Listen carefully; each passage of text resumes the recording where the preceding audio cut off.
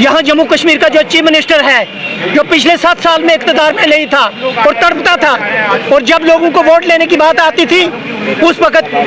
टोपी तार के लोगों से भीख मांगा जाता है, और जिस वक्त इस दबे कुचले डेली वेजर की बात आती है, इसकी रेगुलाइजेशन की बात आती है, तो इनके मुंह बंद हो जाते हैं। पहले आपका शुक्रगुजार हूँ मीडिया का,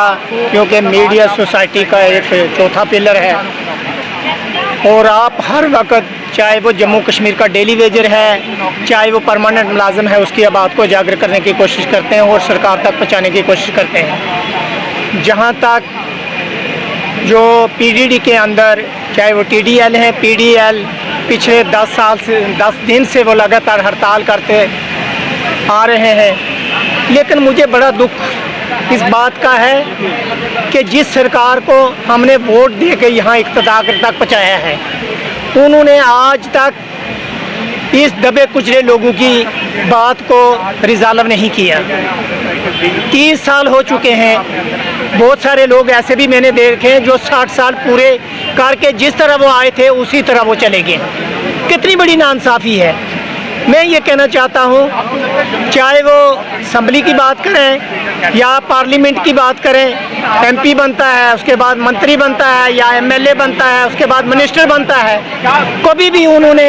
इन दबे कुचले लोगों की बात नहीं की।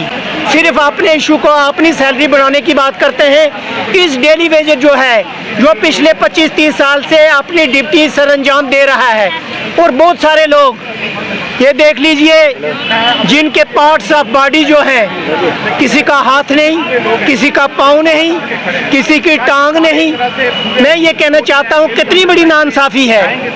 और आप लोग एसी रूम में बैठे हुए हो, और इतनी गर्मी में ये पिछले 10 साल से बैठे हुए हैं, और ये तख्त और ताज जो हैं जिन पर आप बैठे हुए हैं, चाहे वो एलजी की बात करूं, यहाँ जम्मू कश्मीर का जो चीफ मिनिस्टर है, जो पिछले 7 साल में इक़्तिदार में नहीं था और तड़पता था, और जब लोगों को वोट लेने की बात आती थी उस वक्त टोपी तार के लोगों से भीख मांगा जाता है, और जिस वक्त इस दबे कुचले डेली वेजर की बात आती है, इसकी रेगुलाइजेशन की बात आती है, तो इनके मुंह बंद हो जाते हैं। मैं ये कहना चाहता हूँ यहाँ की सरकार को, चाहे वो एलजी एडमिनिस्ट्रेशन है, चाहे यहाँ की जो चुनौती सरकार है, उससे अपील करना चाहता हूँ कि ये जो पीडीडी, ये जो डेली वेजर्स हैं, जो पिछले 10 दिन से, वैसे तो ये काफ़ी टाइम से हड़ताल कर रहे हैं लगातार, लेकिन इनकी बात को नहीं सुना जा रहा है। हम ये कहना चाहते हैं कि इमीडिएटली इस इशू को रिजॉल्व करो।